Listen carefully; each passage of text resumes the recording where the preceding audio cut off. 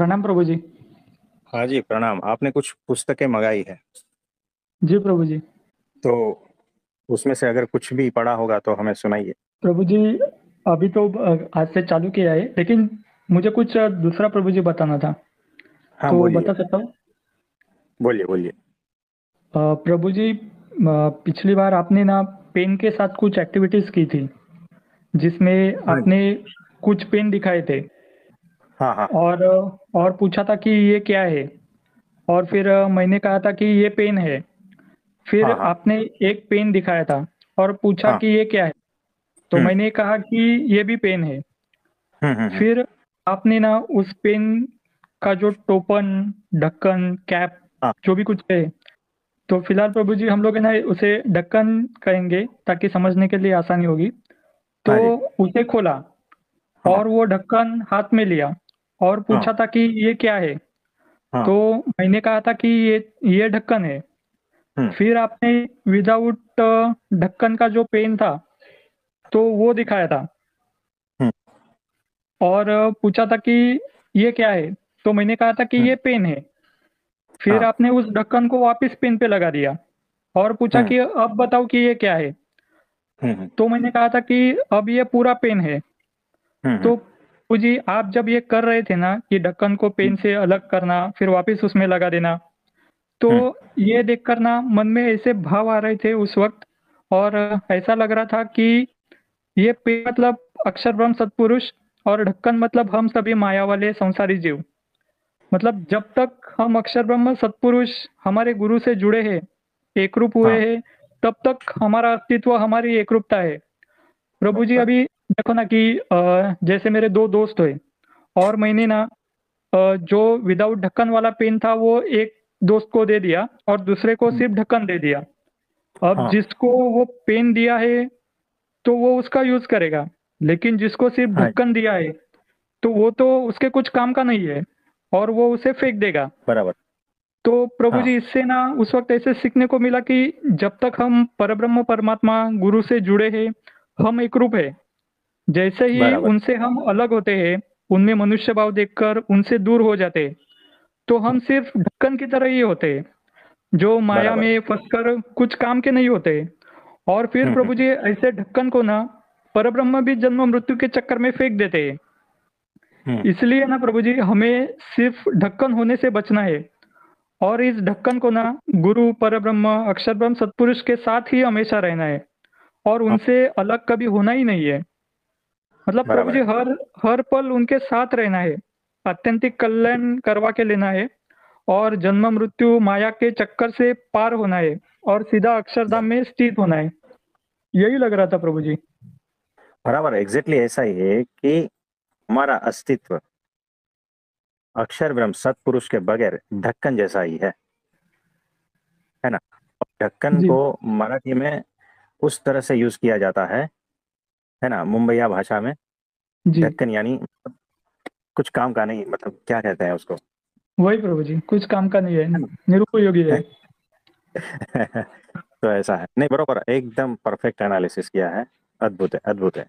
और किसी का कोई प्रश्न है तो बताइए। प्रभु जी, जो कहते हैं कि अनिर्वचनीय, इसका मतलब क्या है प्रभु जी? जिसको मतलब बयां नहीं किया जाता, कुछ भी बोल नहीं सकते। वचन मतलब कि जिसको शब्दों में ढाला नहीं जा सकता। जी प्रभु जी। प्रभु जी, आप ही हमें बताइए ना इसके बारे में और ज्यादा, कि हमें ढक्कन नहीं बनना है। तो हाँ, ढक्कन नहीं बनना है। तो ये इसमें मूर्ख और है। कुछ ज्यादा बता सकते हो तो नहीं, अच्छा होगा आपने प्रभु जी। बहुत ही अद्भुत तरह से एनालिसिस किया है कि मतलब मूल स्रोत से जो है हम कट गए हैं ना, तो उसका कोई वैल्यू नहीं होगा। जी और प्रभु जी। वो ढक्कन जैसा है, मतलब कि मूर्ख है। अपने को मूल स्रोत से, सेंटर से अलग करना यानी मूर्खता।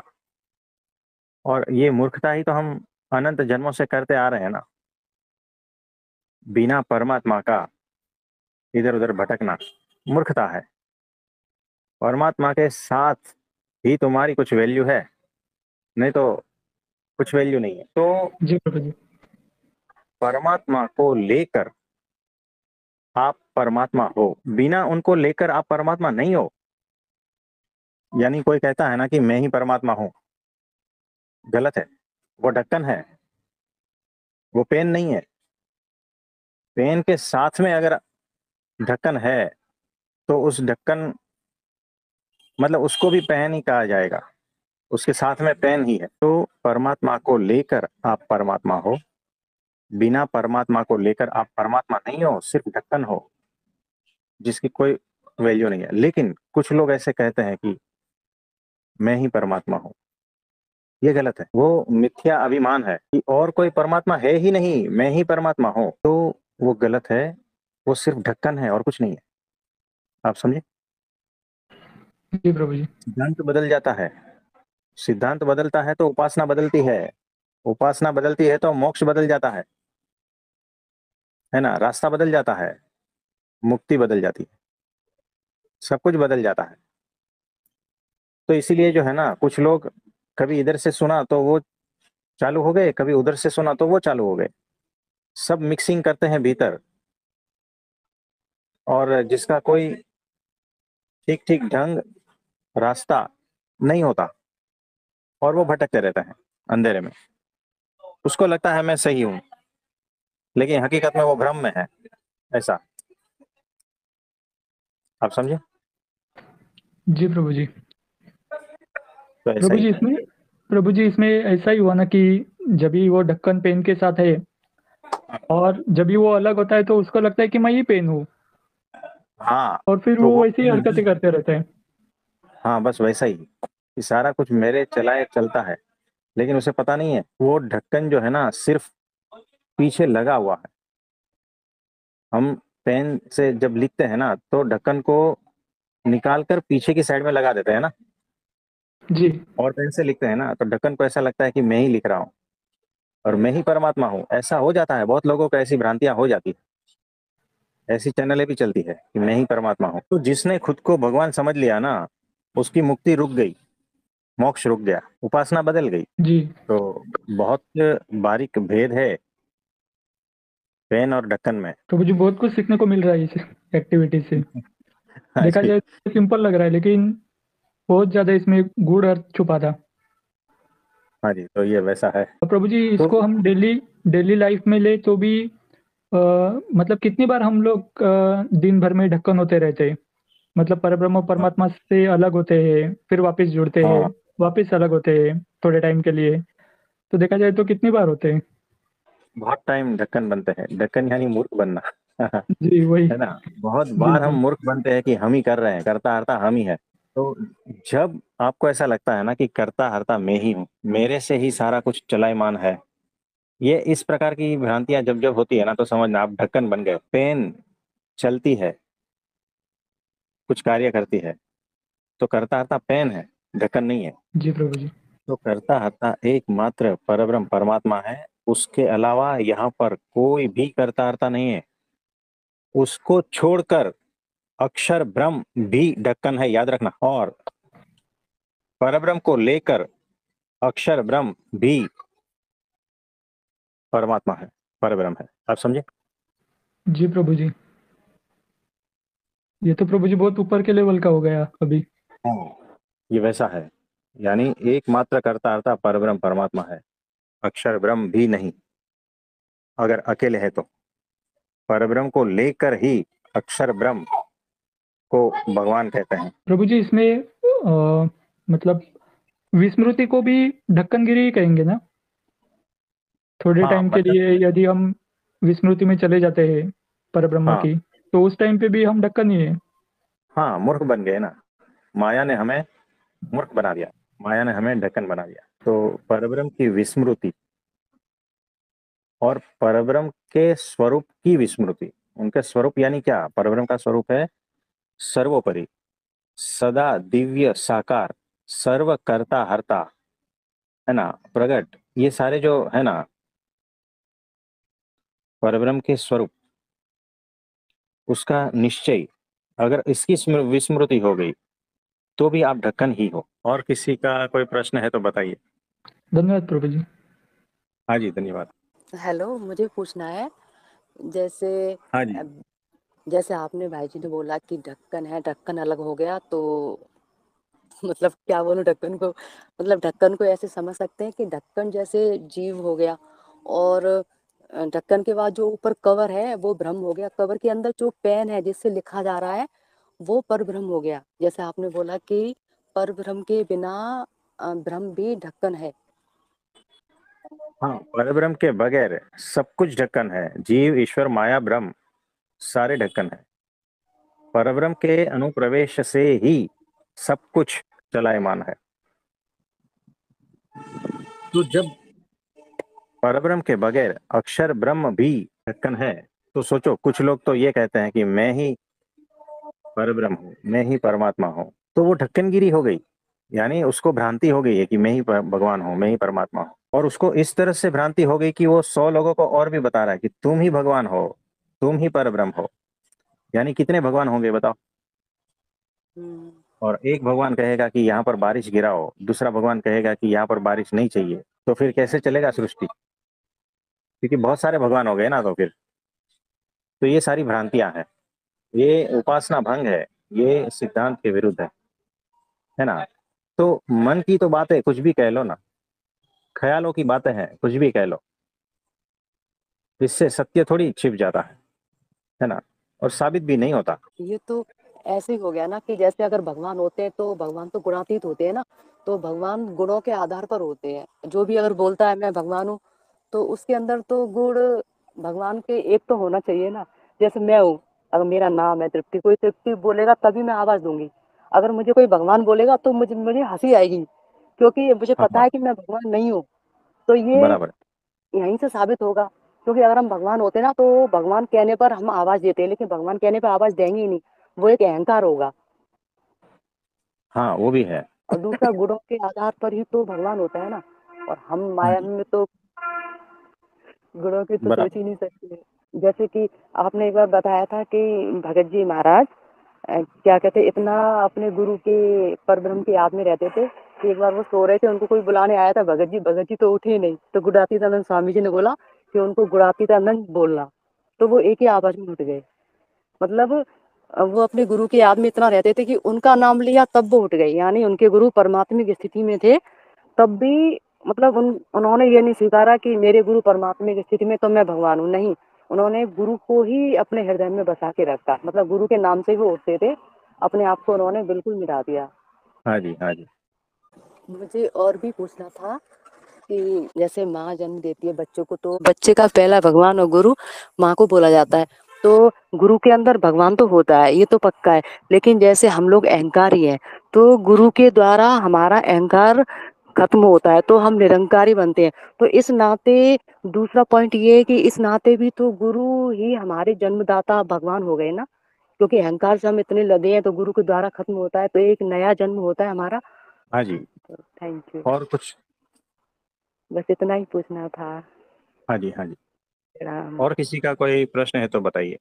प्रणाम प्रभु जी। अरे मतलब ऋषि प्रभु भाई। जी, अभी सब प्रभु जी, जैसे कि आपने बताया कि परब्रह्म के, और मुकेश भाई जी ने भी बताया कि उनके बिना कुछ भी नहीं है। तो प्रभु जी अभी तो सब जगह जो बोलते हैं कि अहम ब्रह्मास्मि, अहम ब्रह्मास्मि।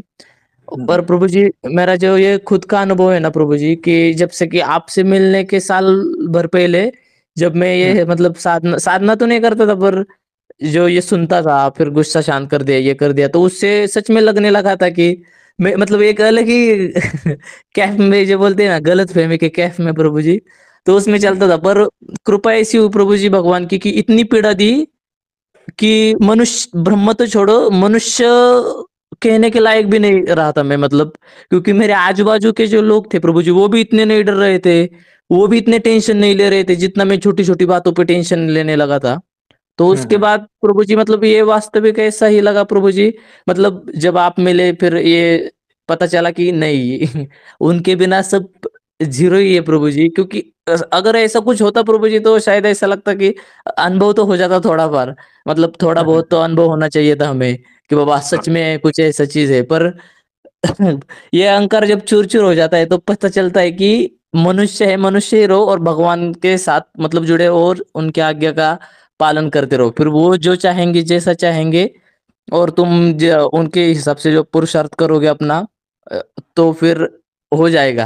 और खुद को बराबर। मन से ही ब्रह्म, खुद को ही मन से मतलब ये कितनी बड़ी चीज हो गई प्रभु जी की खुद ही मान बैठ रहे कि मैं अहम ब्रह्मास्मि, मतलब होगी भी वैसा क्योंकि मुझे अनुभूति नहीं अभी पर मुझे तो ऐसा कभी नहीं लगा कि मैं ब्रह्म हूँ या शायद उस चीज तो वो की। जिसको हुआ है ना उसके लिए है, सबके लिए नहीं है ना। जी प्रभु जी। तो मैं ब्रह्म हूँ उसको कहने के लिए जो ब्रह्म होता है वही कह पाता है, और उतनी शक्तियां भी होती है। तो सिर्फ कहने से नहीं चलेगा, वैसा कार्य भी होना चाहिए। तो जी प्रभु। गांव में एक आदमी था, वो यही कहता था सबको, मैं राजा हूँ, मैं राजा हूँ। तो सब लोग सुनते थे, ठीक है राजा है कोई बात नहीं। अब फटीचर कपड़े पहने हैं, गांव में घूम रहा है, खाने के वांदे हैं, किसी से कुछ पाँव मांगता है, किसी से रोटी मांगता है, और कहता मैं राजा हूँ। तो मानता है क्या कोई? नहीं प्रभु जी बिल्कुल भी। है ना। तो उसका कार्य देखो और उसके शब्द को देखो तो नहीं मानेगा। लेकिन उसको ये भी हो गया कि अरे मैं तो राजा हूं, तुम भी राजा हो, अब बताओ। जो मिलता है उसको बोलता है अरे तुम भी राजा हो। तो कोई मानता है क्या? नहीं प्रभु जी। राजा जैसे कुछ गुण तो होने चाहिए ना, कुछ लक्षण तो ऐसे होने चाहिए ना। तुम राजा हो ठीक है, लेकिन कुछ लक्षण दिखाओ, कोई ऐसा चिन्ह तो दिखाओ जिसकी वजह से ऐसा थोड़ा सा भी, हल्का सा भी ऐसा लगे कि मैं राजा हूं। तो कहने से नहीं होता है कुछ, है ना। तो मैं ब्रह्म हूँ, मैं भगवान हूँ, मैं ये हूँ, मैं वो हूँ, ठीक है, आप मानते हो। ज्यादा से ज्यादा है ना, आपको मानने वाले लोग मानते हैं, है ना। यानी घर परिवार में देखो, आप कहते हो कि मैं राजा हूं, तो ज्यादा से ज्यादा आपकी पत्नी मानेगी कि हाँ भाई वो राजा जी है प्रभु ना। जी। फिर बाहर निकलो तो कोई नहीं मानता, क्योंकि बिना लक्षण के तुम बके जा रहे हो। और मन का तो क्या है, कुछ भी दिमाग में आता है ना। मैं ये हूँ, जी मैं वो हूँ, तो कुछ भी दिमाग में आता है। तो मन का तो ये है, खेल चल रहा है, तो कहता भी दीवाना, सुनता भी दीवाना, बस इसी तरह से चलता रहता है। तो समझ में आया? जी प्रभु जी। जबकि मतलब मैं ये मेरा अनुभव है ना कि मैं ऐसा मन में कोई कि जब से मैं आपसे जुड़ने से पहले ये जो बात है ना प्रभु जी की ये माया पार वाली बात, आपसे जुड़ने से पहले बहुत सारा चीजें करते थे पर कुछ ऐसा बदलाव नहीं आ रहा था मतलब जीवन में। पर अभी जो है ना प्रभु जी एक अंदर से भाव है कि सच में कोई एक ऐसी शक्ति मतलब अंदर के लिए कोई शब्द नहीं है तो मतलब एक सी चीज है कि माया के पार की ओर वो हमारी रक्षा में है, मतलब रक्षा में मतलब जो हमें आगे बढ़ा रही है हमारे साधना साधना में, मतलब जो भी हमारे हम दोष निकालना चाहते हैं वो दोष निकालने में हमारे, क्योंकि पहले प्रभु जी खुद से करते थे कुछ भी नहीं, वही के वही थे, मतलब जगह पे ही जगह ही रहते थे, कोई आगे बढ़ना नहीं कोई पीछे बढ़ना नहीं। पर अभी 100% ऐसा ऐसा होता है कि कोई तो ऐसी चीज है जो हमेशा साथ रहती है, हमेशा हर पल वो हमें कभी अकेला नहीं छोड़ती। ये एक एहसास प्रभु जी और इसकी वजह से निश्चिंतता बहुत आई है जीवन में प्रभु जी। बराबर है, बराबर। तो अच्छी बात है। हाँ जी। और इसी के ताकत पर चल रहे प्रभु जी, जोर दे रहे आगे। और किसी का कोई प्रश्न है तो बताइए। प्रणाम प्रभु जी। हाँ जी, प्रणाम, बोलिए बोलिए। वो आज मैंने ना यूट्यूब पे एक आपने डाला होता एक क्योट जैसे कहते हैं कि सतपुरुष का अध्ययन फिर इक्वल का निशान था वेदांत का अध्ययन। तो इसको थोड़ा स्पष्ट करके समझाइए। तो जिसने भी कहा है ये बराबर कहा है, वहां से सुना आपने? नहीं, आपका डला हुआ था उसमें यूट्यूब पे आपकी फोटो थी और हाँ ये हाँ, लिखा हुआ था और नीचे फोन नंबर डला हुआ था। तो बराबर है, मतलब हमारा ही नंबर है वो। ये तो मैंने ध्यान नहीं दिया, मैंने तो उसको पढ़ने में ध्यान दिया और आपकी शक्ल की तरफ ध्यान दिया। मतलब वो शक्ल हमारी थी, ऐसा था? हाँ जी। कोई बात नहीं। तो देखो, कहने का मतलब ये है कि सत्पुरुष का अध्ययन हम्म। यानी उनका पूरा का पूरा अध्ययन, यानी उनकी हर एक्शन का अध्ययन, यानी स्टडी, एकदम परफेक्ट स्टडी। तो उनकी हर एक्शन का, उनके हाव भाव का, उनके शब्दों का, उनके उच्चारण का, उनकी वाणी का, हम्म। के उपदेश का उनके जीवन का, उनका आचरण का, सब कुछ अगर आप स्टडी करते हो क्रियाओं का। इज इक्वल टू वेदांत की स्टडी हो गई। यानी ऐसे सत्पुरुष जो है ना, उसमें सारे शास्त्र जिंदा है। ठीक है। शास्त्रों थियरी है और सत्पुरुष जिंदा प्रैक्टिकल है, हमारे सामने प्रकट। आप समझ रहे हो, ये वो है।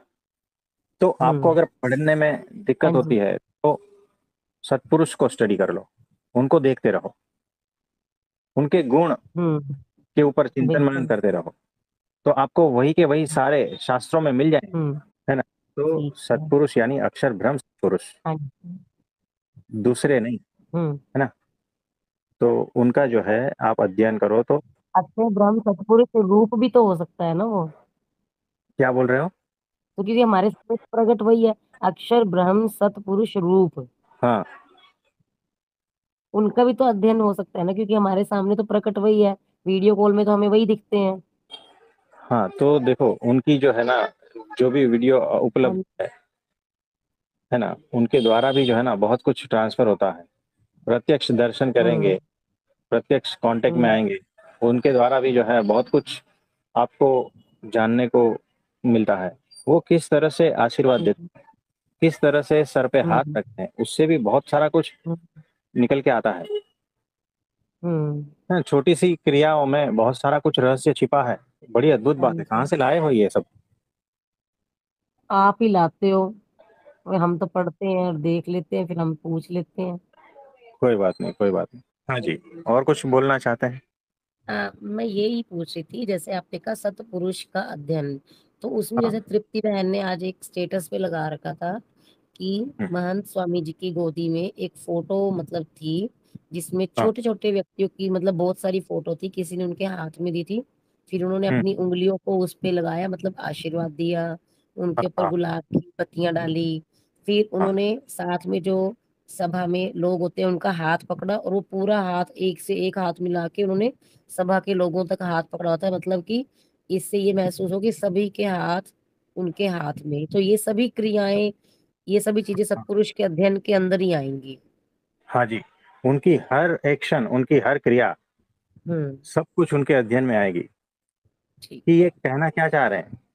देखो, क्रियाओं के पीछे क्या भाव है ना, वो पकड़ में आता है। हाँ जी। तो और जितना हम होश पूर्वक और दोषों से मुक्त निर्दोषता में जाएंगे ना, उतना उनके पीछे, क्रियाओं के पीछे का भाव स्पष्टता पूर्वक समझ में आता है ना। तो अध्ययन में सारा कुछ आता है। और सत्पुरुष से ध्यान हटा कि आपका जीवन नरकमय हो गया, समझना। यानी उनका ही चरित्र, उनका ही दिव्य लीलाओं का स्मरण, चिंतन, मनन सारा, हर वक्त जब आप उसमें रहते हो ना, तब समझना कि आप मुक्त अवस्था में हो। वही कहते हैं स्वर्ग से भी ऊपर की अवस्था, है ना। और जब आपका ध्यान वहां से हट गया और बाकी सारी चीजों में लग गया ना, कि उसने क्या कहा, उसने क्या बोला, उसने ऐसा क्यों किया, वैसा, है ना, आप नरक में चले गए, याद रखना। हाँ जी। तो ये बात है। ठीक है प्रभु जी, थैंक यू हाँ जी, प्रभु हाँ जी। जी, हाँ जी। और किसी का कोई प्रश्न है तो बताइए। तो प्रणाम आज, हाँ जी, बोलिए। प्रभु जी की ये बाकी के मतलब यूट्यूब पे ऐसे सब लोग कहते हैं कि कंफर्ट जोन से बाहर निकलो और डरो मत, ऐसा वैसा। पर प्रभु जी, जब मैं मतलब भगवान की स्मृति में होता हूँ, जैसे कि स्वामी पापा की स्मृति रहती है हमेशा, और अंदर कितनी भी पीड़ा चल रही होती है तो कुछ भी नहीं लगता ऐसे, पर अचानक से जैसे मुकेश भाई जी ने बताया कि विस्मृत हो जाते हैं, और फिर अचानक से कुछ शरीर में हो जा एकदम धड़म से डर लगता है। पर जब निरंतर उनकी स्मृति रहती है और फिर कुछ भी चलता है ना बॉडी में, मतलब बॉडी में या कुछ भी दुख वगैरह ऐसा आता है, तो फिर कुछ चीज हिला नहीं पाती, अंदर से एक शांति बनी रहती है, क्योंकि एक पता रहता है कि यही कल्याण है, मतलब अगर कुछ भी हो जाए तो यही कल्याण है। तो प्रभु जी, ये भाव ठीक है या कैसे, मतलब प्रभु जी? बराबर है, परफेक्ट है। तो जी यहाँ का कुछ छूता नहीं जब आप उसमें होते हो, यानी जब आप सेंटर में होते हो। सेंटर यानी सत्पुरुष, सेंटर यानी सत्पुरुष का भाव, सेंटर यानी सत्पुरुष की लीला, क्रिया, चरित्र, है ना, जीवन, ये सेंटर हो जी गया। जब आप अपने सेंटर में स्थित होते हो, अपना सेंटर यानी सत्पुरुष मेरी आत्मा है, वही सेंटर, समझ गए ना। तो जब आप जी उसमें प्रभु स्थित होते हो ना निरंतर, तब पेरीफेरी का पता नहीं चलता। पेरीफेरी यानी क्या? संसार, व्यवहार, शरीर की पीड़ाएं, तकलीफ, दुख, है ना, और समाज की पीड़ाएं, तकलीफ, दुख, रिलेटिव्स की पीड़ाएं, तकलीफ, दुख, ये सारा कुछ पेरीफेरी में आ गया। जब आप सेंटर में स्थित होते हो तो पेरीफेरी की विस्मृति हो जाती, पेरीफेरी आपको छू नहीं पाती, जी प्रभु जी। है ना। तो इस तरह से भी होता है और यही रास्ता है। फिर वो सेंटर इतना प्रखर प्रगाढ़ हो जाता है ना कि फिर मुक्त की ही अवस्था में होते हो आप। यानी आप चले जा रहे हो और कोई आके ठोकर मार देगा, कोई आके चिल्ला देगा, कोई आके गाली दे देगा, कोई फर्क नहीं पड़ता। आपको पता चलता है लेकिन फर्क नहीं पड़ता। पता चलता है कि इसने ये किया, ठीक है, लेकिन वो सेंटर का वो प्रगाढ़नेस इतना होता है, वो समझदारी इतनी होती है कि अब ये क्या तुच्छ चीजों से लड़ना, उसके मुंह लगना, आप समझ गए ना। जी प्रभु जी। हाँ, ऐसा ही होता है कि और जो मिला प्रभु है उसका आनंद इतना जबरदस्त है कि अब ये सारी छोटी चीजें जो है ना छूती नहीं, वो रहती है। सूरज के प्रकाश में दिया जलाओगे ना तो दिया तो दिखता है, रहता है, लेकिन उसका प्रकाश ढक जाता है।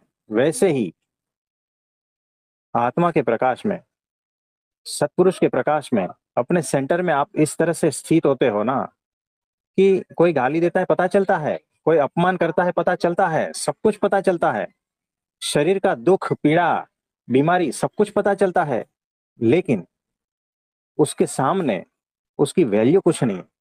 इसीलिए आप उसमें उलझते नहीं हो, है ना। यानी सूरज है, दोपहर का वक्त है और प्रकाशित है। अब रोड पर दिया जला हुआ है या बुझा हुआ है, क्या फर्क पड़ता है। वैसे ही जब आप अपने आत्मा में स्थित हो जाते हो, सत्पुरुष ही मेरी आत्मा, उसमें स्थित हो जाते हो ना, उन्हीं के ही लीला चरित्र, उनका ही गुणगान, उसमें स्थित हो जाते हो, तब आपके जीवन में, आपके संसार व्यवहार में जो भी दुख, पीड़ा, तकलीफ, बाधा है, उसकी वैल्यू जीरो हो जाती है उसके सामने। है या नहीं है, क्या फर्क पड़ता है। बस इस तरह से हो जाते हो, है ना। चीजें तो रहती है लेकिन आपकी समझ बदल जाती है, आप समझे। जी प्रभु जी। हाँ जी, और ऐसा ही। प्रभु जी, और ये समझदारी है ना प्रभु जी, एक सेकंड में प्रकट, मतलब ऐसे कोई आ जाता है ना, वो शब्दों में समझदारी नहीं होती। जैसे कि आपने बोला ना, अगर उनका भाव हमेशा सत्पुरुष मतलब स्वामी बापा का है, अगर अंदर चल रहा है, तो वो एक सेकंड में आपको बीच में से, मतलब हृदय में ऐसा भाव प्रकट होता है कि आप बहुत स्थिर हो। मतलब वो समझदारी शब्दों के पार की होती है, क्योंकि ऐसा मुझे अनुभव में आया है। वो शब्दों में हमारे मन में चिंतन भी नहीं चलता, पर अंदर से एक स्थिरता बनी रहती है। और उस दिन प्रभु जी, 2-3 शायद 5 दिन पहले बहुत पीड़ा हो रही थी मेरे पेट में, मतलब भयंकर। और मुझे प्रभु जी, मैं इतना स्थिर था, मेरे मन में ये विचार आया कि मुझे टेंशन क्यों नहीं आ रहा प्रभु जी, क्योंकि पहले थोड़ा भी कुछ हो जाता तो बहुत मैं हिल जाता इधर उधर। पर उस दिन इतनी शांति, मन में कुछ विचार भी नहीं आ रहे मेरे मन में। तो मैं तो मतलब बहुत ही मुझे अच्छा लगा कि ठीक है, उनकी कृपा से बहुत, मतलब स्थिरता तो बहुत बड़ी है धीरे धीरे अंदर, मतलब हाँ जी, अंदर के लिए जो भी चीजें घटित हो रही है उसके लिए। तो बराबर है। ये जो है मतलब पेरीफेरी में कुछ भी होता रहे, भीतर स्थिरता, है ना, ये ऐसा होता है। तो शरीर के भाव पर, शरीर के लेवल पर, मन के लेवल पर, विचारों के लेवल पर, भावनाओं के लेवल पर, ये सारा कुछ पेरीफेरी है। इसमें कुछ भी, कितना भी, कौन से लिमिट के बाहर भी कुछ प्रॉब्लम हो जाता है ना, तो भी भीतर अगर आप स्थिर हो, कोई छूता नहीं है। इसी को स्थित प्रज्ञता कहते हैं, आप समझे। जी प्रभु जी। तो बड़ी अद्भुत बात है, अच्छी बात है। प्रणाम प्रभु जी। हाँ जी, तो और किसी का कोई प्रश्न है? आज इतना ही है। आप सभी को बहुत बहुत धन्यवाद है। आप सभी को मेरा नमस्ते प्रणाम।